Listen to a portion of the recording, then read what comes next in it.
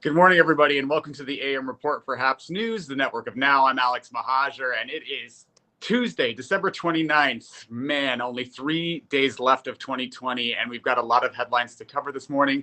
On today's show, we're going to discuss the defense spending override that has gone to the U.S. Senate. We're going to talk about the $2,000 COVID-19 relief checks and Bernie Sanders and his pretty brilliant power play that has sort of put Mitch McConnell in a checkmate. We're going to talk about the Georgia Senate runoff elections, all of this and more on the AM Report.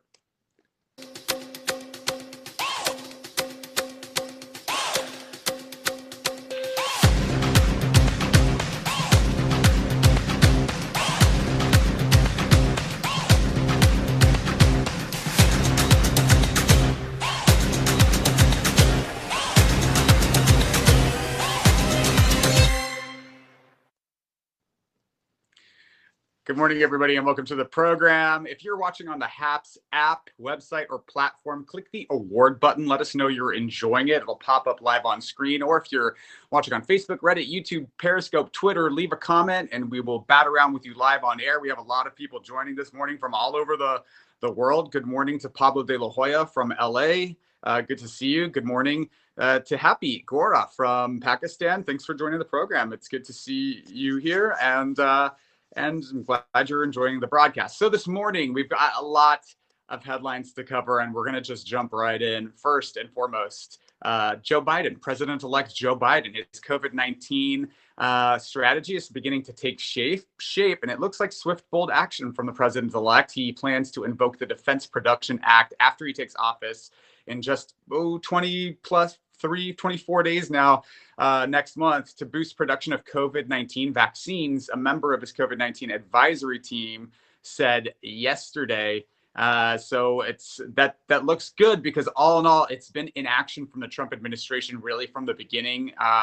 And even now, we have these vaccines that are now available and approved by the FDA for distribution from Moderna and Pfizer. And these vaccines are sitting on ice, and local states and localities are waiting for instruction from the Operation Warp Speed federal agency that's responsible for now distributing this vaccines out, which is dragging its feet. So we've got all these vaccines ready to go, and the vaccination rate has been extremely slow so far. So speaking of COVID, Joe Biden, he plans on addressing the nation today to reiterate the findings of a CDC prediction that came up last week, that COVID-19 infection and death rates are expected to spike dramatically in the coming weeks. And he's apparently going to slam Trump and his administration for the slow pace of these vaccine distributions.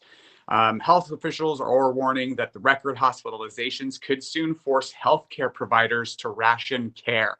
What does that mean? That means if you are on a ventilator and you flatline, those hospitals will institute what's called it's known as a no resuscitation order. Do not resuscitate, which means we're overrun. We need these ICU beds. You flatlined, do not resuscitate. And that's where we're at. And it's extremely scary. So please, everybody, wear a mask.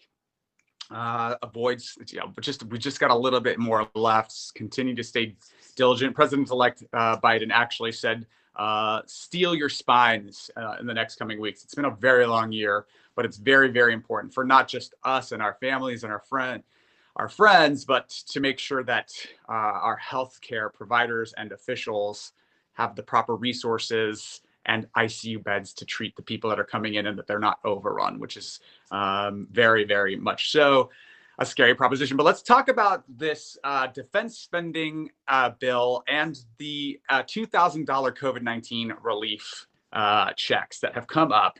So if you guys know, Trump was demanding these $2,000 checks late in the game on the COVID-19 relief package. The House passed a bill, called his bluff. Nancy Pelosi called Trump's bluff, passed the bill on Monday that would increase direct COVID-19 payments to $2,000 and to override the president's veto of the $740 billion defense spending bill. So today, both of those matters are coming up before the U.S. Senate. Like, as we know, though, Senate Republicans have no interest have no interest in extending the coronavirus relief payments from $600 to $2,000. They're not interested in doing that. They never wanted to. Part of the reason it's only $600 now is that during negotiations, Republicans insisted on lowering the amount, and now Trump has put them in an unfavorable position of having to backpedal on their own position or look really bad, especially ahead of this Georgia runoff election, and be the ones that are saying no to $2,000 checks. Democrats have done it. President Trump says he wants it. And now it's on the Senate GOP. And Mitch McConnell has 2 Senate races that are very important to his holding on to power coming up January 5th in Georgia. And his 2 incumbent senators, Loeffler and Perdue, are, hanging on in very, very tight neck-to-neck races. Does he want to be the one that says no to $2,000 checks? Now, at the same time, the House has overridden Donald Trump's veto of the defense spending bill. So this has gone to the U.S. Senate too. And Senator Bernie Sanders from Vermont has made a bit of a power play, and a good one, a very shrewd move. And he sort of pulled a Mitch McConnell on Mitch McConnell. Checkmate, Mitch. He's holding the Republican Party's feet to the flames. He said yesterday that he will filibuster an override of President Trump's defense bill veto unless the Senate holds a vote on providing $2,000 direct payments to Americans, and will move to keep the Senate in recess until January 1st. So what he's saying is this thing that everybody wants, the defense spending bill, Trump vetoed for some frivolous reasons. Bernie Sanders is saying, the House has overridden the veto. Now that it's come to the Senate, and it should pass easily, but Bernie Sanders is saying he will filibuster this, means he will drag on debate about it until Republicans hold a vote on the $2,000 checks. So this is a big deal, and Sanders actually made a statement last night in an address to the nation, and this is his tweet. But he did say to the nation, McConnell and the Senate want to expedite the override vote, and I understand that, but I'm not going to allow that to happen unless there is a vote, no matter how long that takes, on the $2,000 direct payment. So he can stop the veto override vote, but he can't stop it. But he can ultimately delay it until New Year's Day and make things more difficult for Republicans. And as we know, that puts us 5 days within the Senate runoff election in Georgia. So it's going to be, the timing will be pretty unavoidable. And under Senate rules, Sanders has the ability to keep the chamber in during the holiday week, and will probably mess up the campaign schedules of Perdue and Loeffler, who are also campaigning right now. So those two are facing January 5th runoff races for the control of the Senate against Jon Ossoff and Reverend Raphael Warnock, who have been campaigning heavily on this $2,000 check issue. Here's Democratic challenger Jon Ossoff. He's challenging David Perdue in Georgia. Here's what he had to say in just a street interview about the issue of these $2,000 checks. Jon Ossoff. Okay. Sorry, I'm caring about stuff. It's no problem. Well, thank you. It's good to see you again. Yeah. So just getting your general reaction about the president not signing the stimulus package, the House Republicans rejecting the $2,000 today. The U.S. Senate should pass $2,000 checks for the people. David Perdue should stop obstructing the direct relief that the people need. David Perdue opposed even the first round of $1,200 checks. He blocked an additional round of checks for 8 months, and then insisted on cutting the second round to $600 when so many people are hurting. The United States Congress should step up and pass $2,000 checks for the American people who are in this holiday season having difficulty putting food on the table, affording prescriptions, affording the car payment, affording the house payment. Are you concerned that this isn't going to get passed quickly enough for these people that you've met today who are so urgently in need of help? Deeply concerned. The Senate must move immediately. There is clearly bipartisan support for $2,000 checks.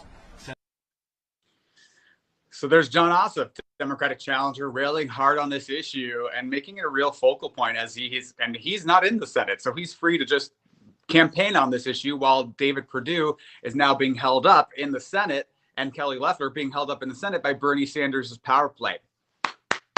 Well done, Bernie. It's got to say, your feelings about Bernie Sanders notwithstanding, whatever you may feel about him, it's a very shrewd move. What do you guys think about this? We've got a lot of comments chiming in. Someone believes the GOP defeated it before, they'll defeat it again. I think that you're right. The GOP doesn't have any interest in passing this, but it does have dramatic political implications for these Senate runoff elections. So the implications are pretty significant. So I think Mitch McConnell is under a tight position here. Does he hold up the $2,000 checks and say no to it and politically cost his Republican majority potentially? And now that Bernie Sanders is keeping them in the Senate for another few days until New Year's Day, is he holding them up from being out there campaigning, really sort of handicapping them? Or does he just pass it? Does he just pass it, send them home for New Year's, and maybe then Perdue and Loeffler get to campaign on, well, we voted for you to have $2,000 checks, which would sort of inoculate the attack line potentially by Democrats that they don't want you to have your stimulus checks. So a user is saying, go Bernie. It's a shrewd move. Bernie Sanders, no matter what you think of him, deserves our applause. And this Georgia runoff election is coming up, and some pretty interesting news here that there is a Georgia judge, a federal judge, who has moved to block a voter purge in that state in two different counties. In Muskogee and Ben Hill counties, 4,000 voters are being reinstated to the voter rolls before the Senate runoff elections on January 5th. Federal judge by the name of Leslie Abrams Gardner. And yes, there is a relation. That is indeed Stacey Abrams' sister. Leslie Abrams Gardner has led voter registration efforts across the state, and she concluded that those counties have improperly relied on unverified change of address data to invalidate registrations in those two counties. And she's blocking those purges from the voter rolls, meaning those 4,000 plus voters will be able to vote in the January 5th runoff election. Very important. As we know, Joe Biden won that state by just over 11,000 votes. Maybe, I think it was 12,000 votes. So it's every single vote is going to matter ahead of the January 5th runoff election. This has been the AM Report for HAPS News, the network of now. And thank you so much for joining this morning. We are live every weekday morning, and we are with all of your quick political news and headlines. If you like this journalism, if you like this content, please consider sponsoring it. Visit me at haps.tv/@Alex and subscribe, and you'll get a notification every morning that the show is going live. Or you can click the buy me a coffee button or the award button and buy me a cup of coffee, or become a recurring sponsor of the program every month and support independent journalism. We really appreciate you joining this morning, and we will see you all tomorrow. Bye-bye.